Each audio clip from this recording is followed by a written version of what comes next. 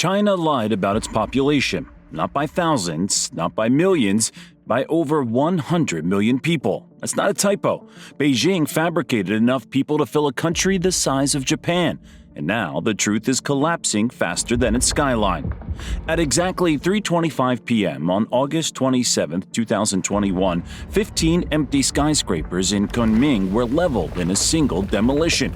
Over 4.6 tons of explosives reduced these ghost towers to rubble, a perfect symbol of China's hollowed-out future. Because this isn't just a housing crisis, or a birth rate slump, or another economic slowdown. This is the total unmasking of a global superpower built on lies. According to the latest data from Statista in 2024, China's birth rate hit an extinction-level low, 6.77 births per 1,000 people.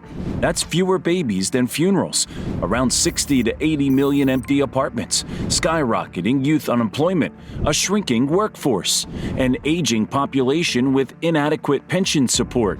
And now 70% of Chinese families have their life savings tied up in properties that are now basically worth less and less every year. Imagine waking up tomorrow and your home is worth almost half of what you paid. Now multiply that nightmare by hundreds of millions of families. For decades, the world feared China's rise. But as you'll soon see, this unstoppable juggernaut was always a mirage, a demographic Ponzi scheme on borrowed time, and the bill is finally coming due. In this video, we'll expose how China fabricated its population numbers to inflate its global power, why its workforce is imploding and taking the economy with it, and what actually happens when a supposed superpower begins rotting from the inside out. The collapse isn't coming, it's already here. Let's begin with the bombshell. China has been cooking its population books for decades. According to Professor Yi Fushan, a leading expert on Chinese demographics, the government has been overestimating its population by at least 10%. Why would they do this? Simple. Bigger population numbers made China look stronger, more productive, and more economically impressive on the world stage. China wanted to project strength, says Yi. Artificially inflated population figures made their GDP per capita look lower, their military power look greater, and their economic miracles seem more miraculous. But the truth is finally breaking through the facade. In 2022, China announced its first population decline in 60 years. But according to Yi's research published in a 2023 study cited by Newsweek, the population actually started shrinking back in 2018, 4 years earlier than officially admitted. The deception wasn't small or accidental. Internal Chinese documents leaked to Western researchers suggest that local officials were pressured to inflate population figures to meet political targets. Birth records were fabricated, deaths went unreported, ghost people populated spreadsheets and databases. Why? Because admitting population decline would mean admitting failure. But the consequences of this lie are now hitting like a tsunami. Production figures that assumed a workforce of a certain size? Wrong. Housing demand projections? Complete fantasy. Economic growth targets? Built on quicksand. The impact has become increasingly hard to ignore.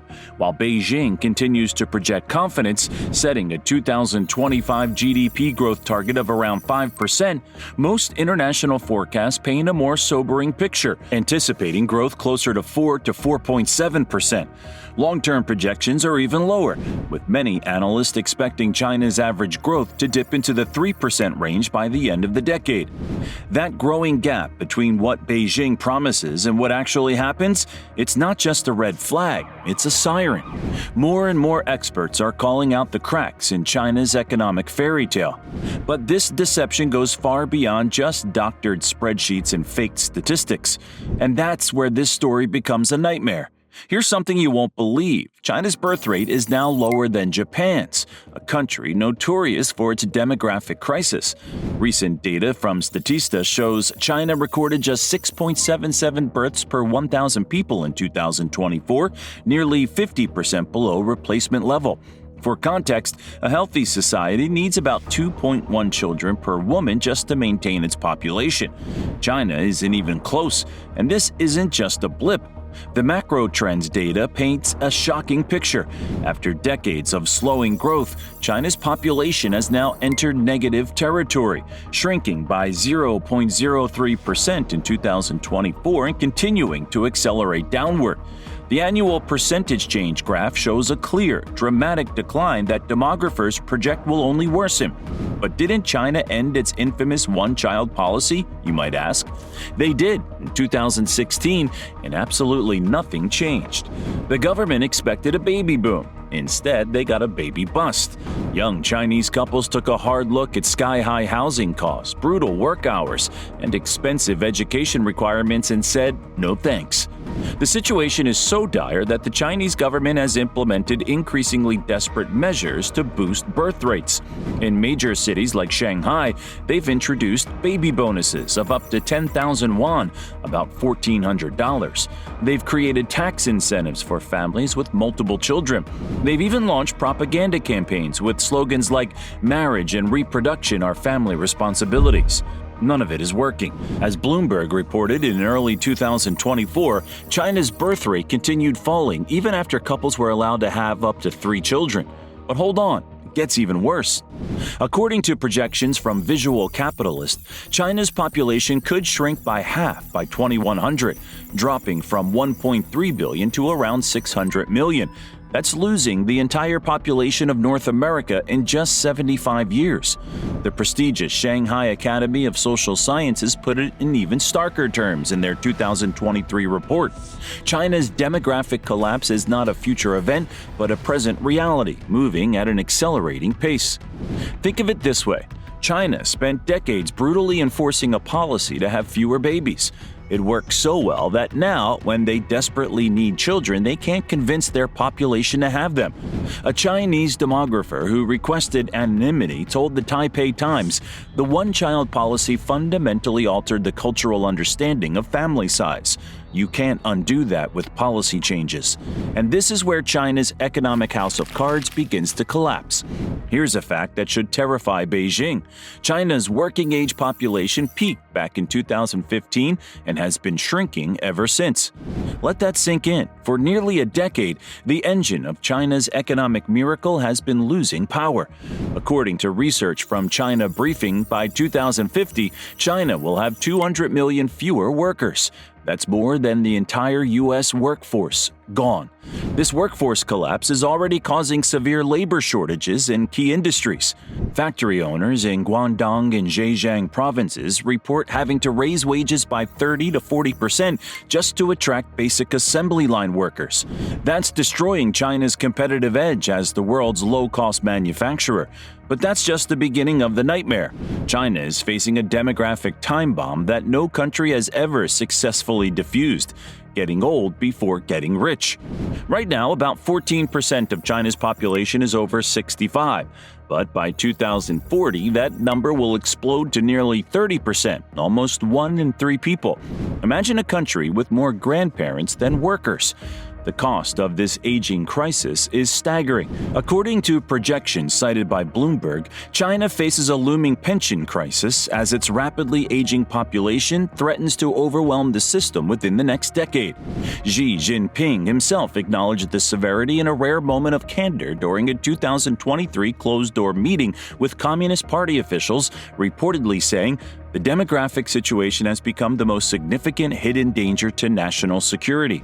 The social contract that has kept China stable for decades, rapid economic growth in exchange for political compliance, is fracturing under this demographic pressure. Who's going to staff the factories that made China the world's workshop? Who's going to buy all those empty apartments? Who's going to pay for the healthcare and pensions of hundreds of millions of elderly Chinese? The answer is devastating. Nobody. And this demographic collapse is already causing an economic catastrophe that's becoming impossible to hide.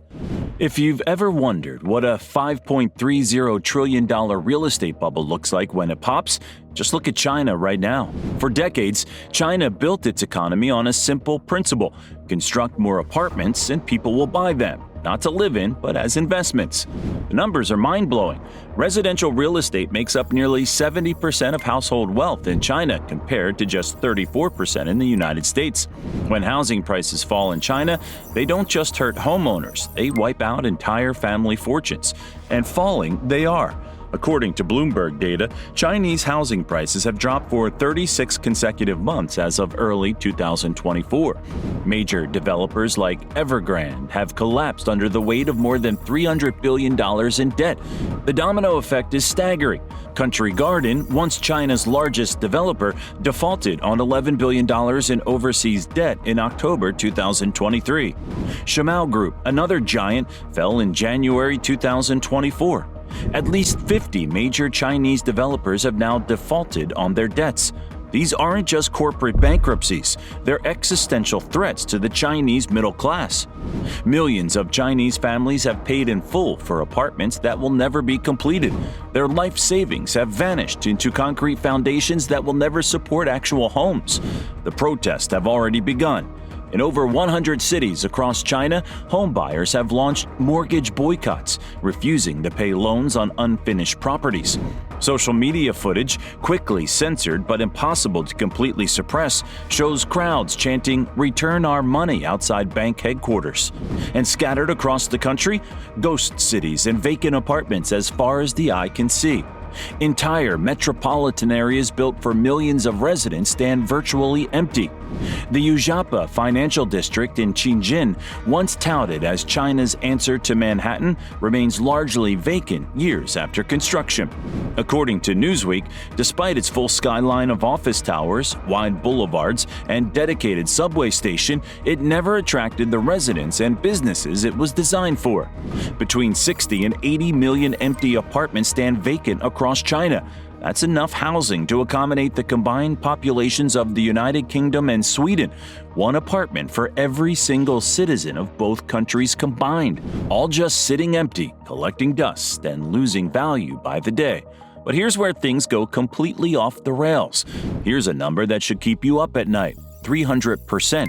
That's the approaching debt-to-GDP ratio in China when you combine borrowing by government, households, and corporations, according to the Wall Street Journal. What makes this even more alarming is the massive hidden borrowing by local governments through opaque investment vehicles. On some measures, China's debt burden is now more severe than what the U.S. faced before the 2008 financial crisis, or what Europe experienced during its debt crisis a decade ago. The Chinese economic miracle wasn't built on innovation or productivity. It was built on debt. Mountains of it. Every time growth slowed, the government ordered more construction, more apartments nobody would live in, more infrastructure nobody needed, more factories with no orders, all to keep the GDP numbers up and maintain the illusion of unstoppable economic progress. Former Chinese Finance Minister Liu Jiwei openly acknowledged the problem in a rare, candid speech at Tsinghua University in 2023. Our economic growth has been primarily driven by investment, not by productivity or innovation. This model has reached its limits. And who funded this house of cards? Local governments. These regional authorities across China collectively owe over $9 trillion in debt. For years, they've relied on selling land to developers as their primary source of income. But with the real estate market collapsing, that revenue has dried up completely. Some local government finances are so precarious that they've resorted to bizarre measures to raise cash. The city of Nanning tried to sell police cars. Tianjin auctioned off government furniture. Henan province attempted to force civil servants to buy unsold apartments from struggling developers. The results are catastrophic. According to recent reports from Economic Times, some cities can't pay salaries. Hospitals are running out of supplies. In Henan province, government workers have seen their paychecks cut in half. In others, public servants are being paid in groceries instead of money. Chinese banking expert Michael Pettis from Peking University notes, the debt situation at local levels is far worse than what's officially reported. Many liabilities are kept off the books through local government financing vehicles, which operate as hidden debt mechanisms.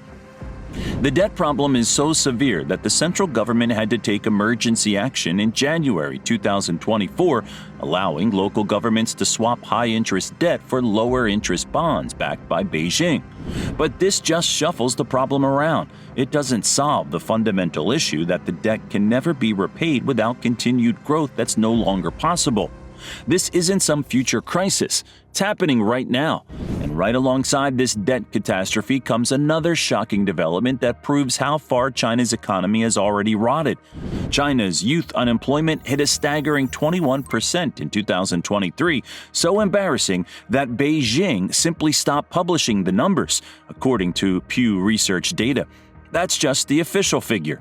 According to Business Insider, independent analysts have estimated the real rate could be as high as 46.5% when accounting for underemployment and those who've simply given up looking for work entirely. Think about that. Nearly half of China's young people can't find proper work in what's supposed to be the world's economic powerhouse. The situation became so politically sensitive that in July 2023, China's National Bureau of Statistics simply announced it would suspend reporting youth unemployment figures while it improved its methodology. Translation: the numbers were too damning to share publicly. College graduates are calling themselves full-time children, moving back in with the parents after failing to find jobs. Others talk about lying flat, giving up on career ambitions entirely in a system that seems rigged against them. A 25-year-old from Shanghai told CNN, "I spent 4 years getting an engineering degree. Now I deliver food on an electric scooter. My parents spent their life savings on my education for nothing." These aren't just statistics. They're tens of millions of educated, ambitious young people with nothing to do and no hope for the future. Throughout history, that's been the most explosive social combination possible. The desperation is fueling a new social phenomenon in China: involution, a culture of fierce, pointless competition for dwindling opportunities. Young Chinese describe spending 16-hour days studying for civil service exams, where 1.5 million applicants compete for just 37,000 government jobs. The odds of success? About 2%. Meanwhile, the factories that once provided endless jobs are shutting down or moving elsewhere. Apple is aggressively shifting iPhone production to India. Nike and Adidas have relocated much of their manufacturing to Vietnam.